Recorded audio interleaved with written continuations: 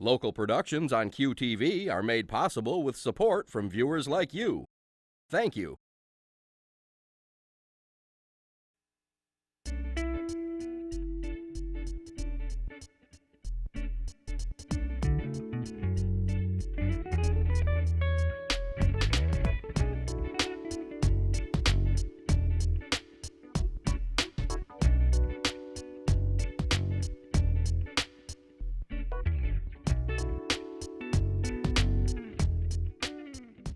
Hello everyone, welcome to Uncommon Sense. Thank you for joining us. My guest today is Neil Wackerle and his dog Freya. Thank you for coming, appreciate that. Neil is president of the Humane Society of Midland County, the successor organization to Animal Control. The Humane Society is #1 in animal saves in Michigan. Neil brought to the studio a save that he has adopted, as I just introduced Freya. So welcome, Neil. Tell us a little bit more about the Humane Society.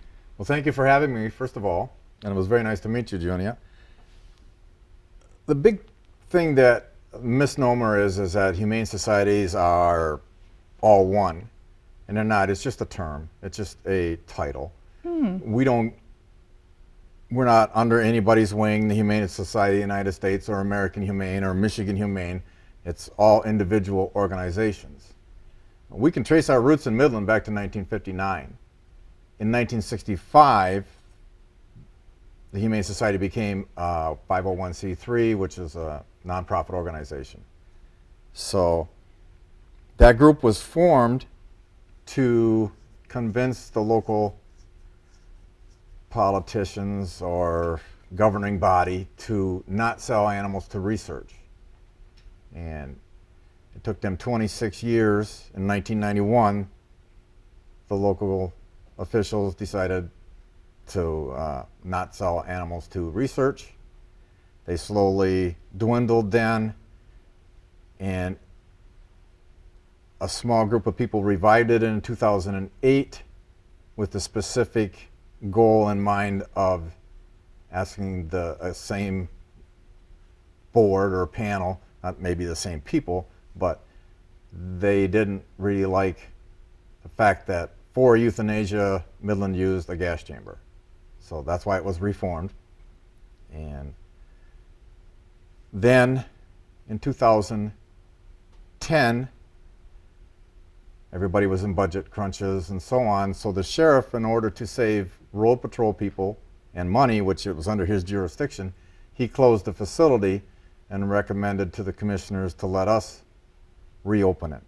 So we accomplished, our main goal then was, we accomplished that by, we weren't obviously going to use the gas chamber, so we destroyed that. And on the rare occasion we have to let an animal go, it's done by injection, euthanasia by injection. So, and then we've been running it since 2011. We are, as you said, the #1 shelter in the state of Michigan for placement. There are bigger organizations that maybe place more animals, but we have a higher placement rate, a higher percentage than anybody else in Michigan. How do the dogs come to you? Are they running on the street? Does someone want to just give them to you? No longer able to take care of it? They come to us in many, many ways. There are strays that one way or another end up at our shelter. There's owner surrenders, people going into nursing homes, people that just don't want the animal anymore for one reason or another. There's they come many ways. There's one more way that's pretty predominant. Litters, unwanted litters, so the people will bring those to us. But mainly strays and owner turn-ins. And some people don't want to surrender their animals, but we've had gentlemen get in a car accident right on Eastman Road. There was a dog in the back seat that ends up with us until, fortunately, some of the family took responsibility for the animal. But we've had people in fires, they're displaced that way, people losing their homes. so they have to turn their animal in because what else you can't really turn it loose. I mean, you could, but Right. How many animals come through in a year or so that you've been going? 2 years, 3 years? on the average of 2,500 animals will hit. A year. Right. That's a lot. We've saved over 7,500 since we've opened, and we'll hit over 10,000 this year. And how do you find people to step up and be a potential adopter? Well, we work pretty hard. We have a great group of volunteers. We log over 20,000 hours of volunteer service at the shelter a year. That's just at the shelter. And then we have people that are going to PetSmart with animals to try to get them adopted there. We normally attend the fair every year. We're at an adoption event almost every weekend somewhere where we take the animals out into the public instead of waiting for them to come to us. We're very active on our website, Facebook, Twitter. What kind of volunteer do? Probably a whole lot. Yes, right. Are you a volunteer too? You're a volunteer today. What kind of need would you have for volunteers? What can you do? There's so many things. People think that, well, I can't go out. We have a common, people don't want to come there to say they can't see the animals there. I think you would be one of them. They don't want to see the animals in the cages or whatever. So they say, I can't help because I can't witness that. I want to take them all home. But there's still so many other ways you can help. We have website people. We have people taking pictures. We have people writing stories. There's so many ways. And if you can come walk dogs and clean kennels and socialize cats, socialize the animals. There's a lot of ways that we need help in, always. Do you ever get together with 4-H, or that's just a different principle? We work with the 4-H a little bit, but most of the 4-H is farm animals. Mm-hmm. And even though we won't turn them away, we're not licensed to handle anything other than dogs and cats, and we're under the government of the Michigan Department of Agriculture. If we have something come in that isn't a dog or cat, we have to find a place for it quickly. Mm-hmm.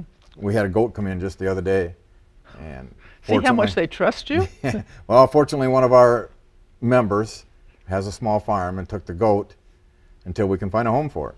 But it can't stay. You can be a foster parent then. Right. We have many people that foster cats, many people that foster dogs. In this case, they're fostering a goat. Are you going to be a how bad did you girl? get into such devotion to this part of pet life?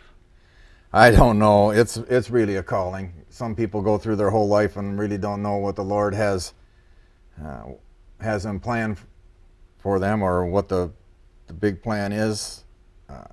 I fought it for a long time, and I would go in and out of animal advocacy, and you finally realize that if you're not in 100%, you might not be in at all. And it gets, every time I think that we almost have it cornered or an end in sight, Yeah. then the Lord says, well, what about, sure, you're doing a great job with cats and dogs, but what about my horses, or what about my cows? They're being mistreated and abused also. So I understand you worked at Dow. yes, I did the last 13 years of my career. What did you learn at Dow, or did you learn something at Dow that could prepare you for what you're doing with human message? Yes, No, hey, I'm sit glad now. to pay some attention to you. Sit. I'm glad to pay some You sit. attention to you. Nah, I wasn't really in any. I was in shipping and receiving most of my career, and that wasn't really animal related. There are parts of Dow that were animal related that they were doing research on, but even Dow has pretty well pulled away from that because society doesn't really like that much anymore. Why are you being such a bad girl, huh? In fact, Dow donated when they had. Okay, Sandy. I want everybody watching to know the joys of having a beautiful dog like that who can play with you. Yes. Yes, it's okay. You calm down now. Calm. Where do you keep them? Are you out on a farm? Our Well, shelter is the no, old, not the shelter. my You animals. and yes, you and your other No, dog. my wife and I have a house up in Sanford, and we have 5 dogs there and 4 cats. But I was getting to Dow Chemical when they used to at one time do research on beagles. And when they got out of that, they donated all the kennels and cages Oh, that's to the lovely. Humane Society. Yeah. So Dow's been very supportive and very good to us, but at the facility we have right now, we can't use them. There's no room to put the stand-up kennels. We just, as I referred to earlier, we're very limited in space. So someday, We always build to a better future. Is your wife in this with you too? she's pretty hard driving behind me. So in fact, She felt the call also? yes, she is, and she drives me pretty hard. So. How'd she do that? Well, I don't think I can use the word nag, can I? Encourage. Yeah, Direct. she encourages me to stay active and do even more. Did she volunteer at the Humane Society? Oh yes, at one time she was there 4 or 5 hours a day cleaning kennels and walking dogs. Now that we've taken management of the facility, she still spends a lot of time there, but she's able to get out and do other things because we have other. Yeah. Like I said, we had over 20,000 logged hours just at the shelter. That's 10 full-time people, the equivalent of 10 full-time people that are actually walking, cleaning, socializing every day. You must be a great leader.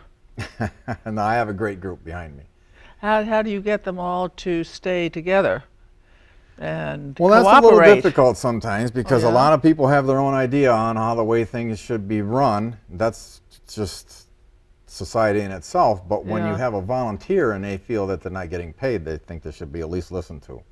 So, And so how do you work that out? well, usually we can come to some kind of compromise.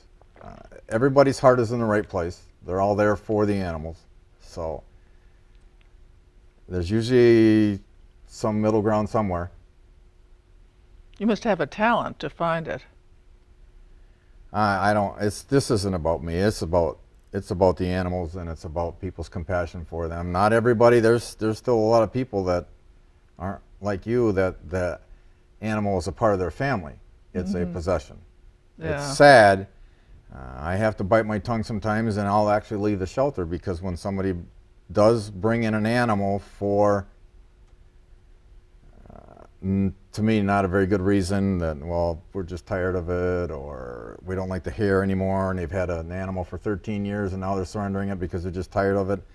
What's the animal supposed to do? It's been with you for 13 years, and now would you do that to a child? I look at my animals as, my wife and I never had any children, so these are our children.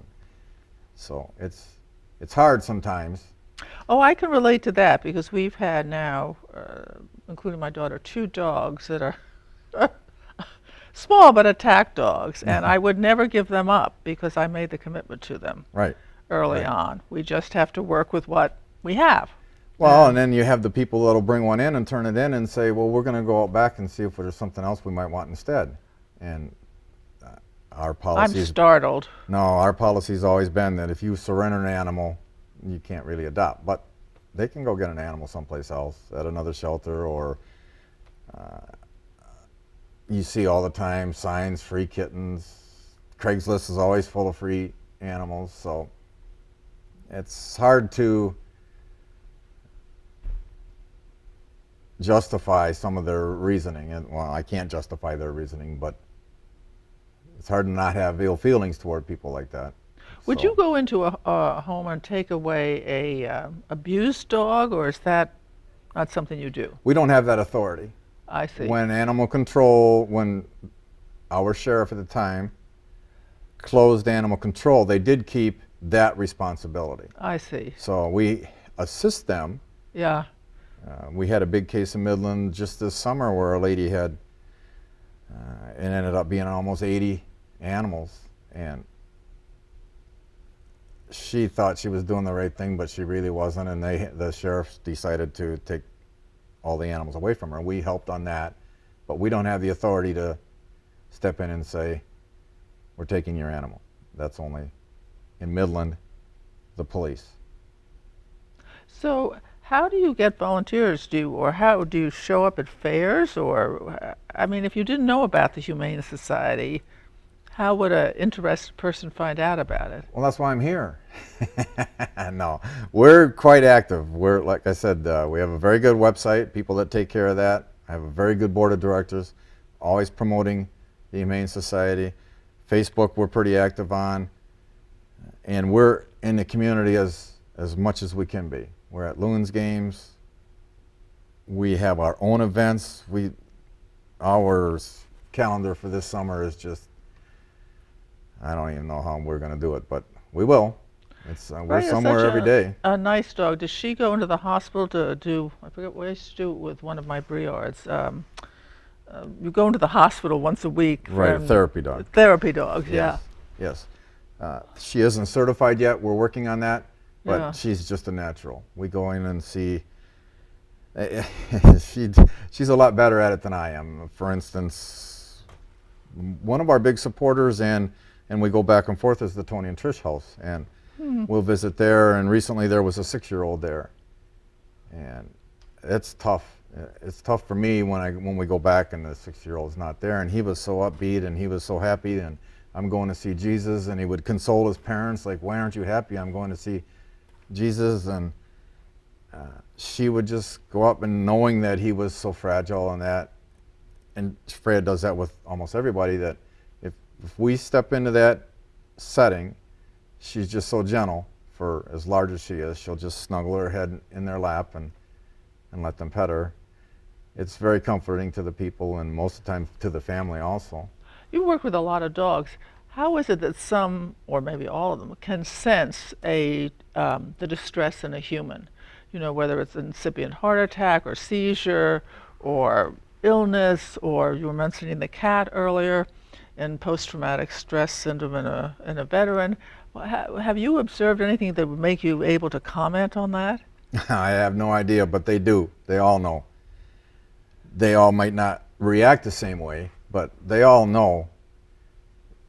But it's just their heightened senses.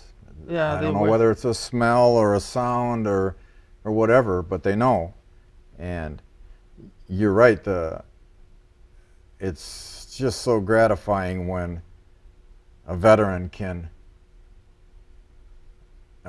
be calmed by the animal and help with that post-traumatic stress. When you asked how I got into this, it's just now that our country is treating the soldier animals as heroes that they are. When previously, like in Vietnam and so on, they were considered a piece of equipment, so we didn't bring them back. Now the animals come back whenever their trainers do, and they're treated like the heroes they are, because literally the dogs will save their platoon or soldier's life every day. So, do we have a training program like that in Midland? I mean, I don't know what a veterans organizations we have that might be open to that. How would someone who needed an animal or wanted to participate in some way find a way in to participate? Unfortunately, in Midland, we don't have that. We are more than happy to supply the animal at no charge to the veteran. It's the training and so on that we're not able to help with yet. The big group is called Pets for Vets. And I know that there's a chapter in Lansing, and there's one in Grand Rapids. In fact, we commonly go to big adoption events in different cities. And our most recent one was in Grand Rapids, and we adopted 29 dogs in 2 days. And Remarkable. One of those animals was adopted to the organization for a veteran, and we had reports already the next day about it was the first time the veteran had slept since he got back. So I'm hoping that this keeps growing, We want to work with the group. It just hasn't expanded into Midland. But the training is the big thing. And we don't have that capability yet. But we'll certainly supply the animal at no charge to the group or the veteran. I don't know that it's true, but anyway, I read about it. They have a similar program in prisons where prisoners who are in for many years for really serious crimes have the opportunity to train dogs to be service dogs, Right. and take them into their cells and participate with, the leader. And That's a win-win situation, because not only is it helping the animal right. get placed, get the training for less money, it's also helping that prisoner have a sense of being, there's a reason, they have some structure. And some meaning in life. Right, right. Well, we don't have that, again, we don't have that in this area, but someday. I wouldn't even know how a program would start like that in the prisons. I guess through, I have no idea. Neither do I. I know there's been groups that have approached Freeland, but I don't know where it went. I know that the only one I'm aware of in Michigan is Jackson, but we don't go there. You work so hard and so long and with so many people and so many animals and against really great odds. And you talked about you were called to do this. How does one know when one's called to do it? Oh, I don't think you can explain that, but it's when I first got very involved in the Humane Society in Midland when it was revived, and I was actually, our save rate was terrible, and I was driving animals all over the country, Texas, Kentucky, and people would think I was crazy to drive one cat to Kentucky. It's kind of like the story with the little boy throwing a starfish back into the sea, and the gentleman chastises him that you can't save them all, and the boy says, but I made a difference to that one. So Yeah. I made a difference to that one cat that day. And we've lost some very good, some people that were so dedicated that we had a volunteer that we just lost to cancer recently named Rhoda Palmatier that I swear the Lord took her because he has her watching over the animals now in heaven, because the lady was tireless. If I was at the shelter at 4 a.m. to go on other TV shows, she was there before me. And when I got back at 10 or 11 o'clock that night, she was still there. So I lost my train of thought. But when you say the calling, it's You were saying she basically lived the calling. right, but You do it for higher. But when the goal was to stop euthanasia by the gas chamber, and at times in my life I was just like a lot of people that, well, if I ignore that, I don't really have to pay attention to it. I knew the animals in the shelters, and I was helping one occasionally here and there, but I chose to ignore it, so it wasn't on my constant mind. But when I became president, one of the classes I took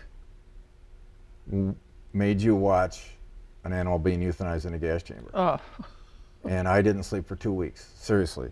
I shook, just like a heroin addict, whatever, going cold turkey. And then I've been driven since then. like the Holocaust. That is horrible. Anyway, I'm I didn't mean interested that no. Because we have humans doing it to animals in World War II. We had the Germans doing it to the Jews.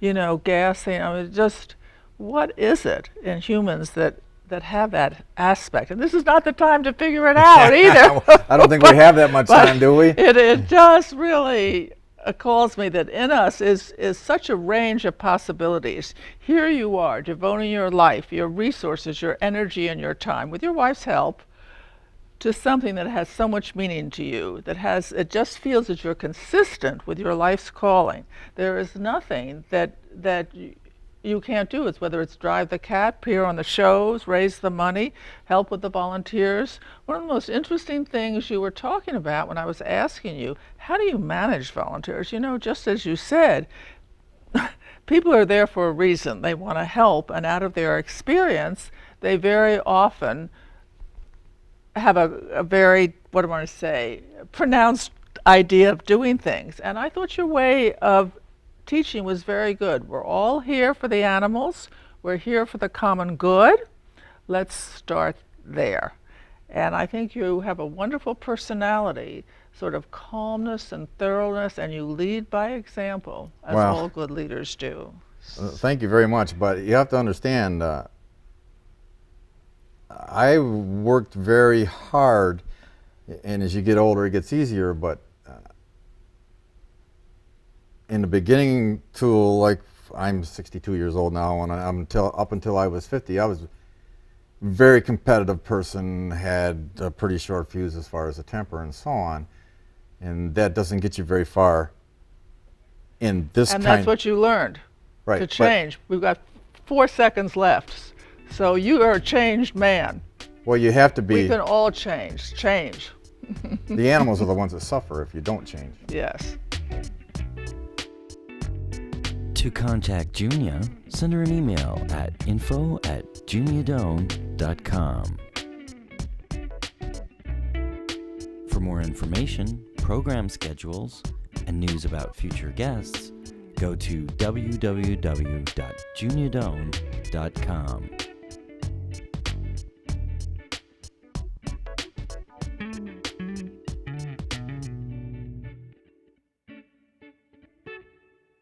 Thanks for joining us.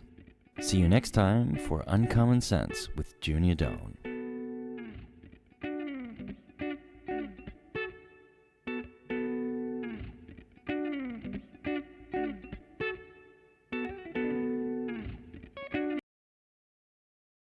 Local productions on QTV are made possible with support from viewers like you.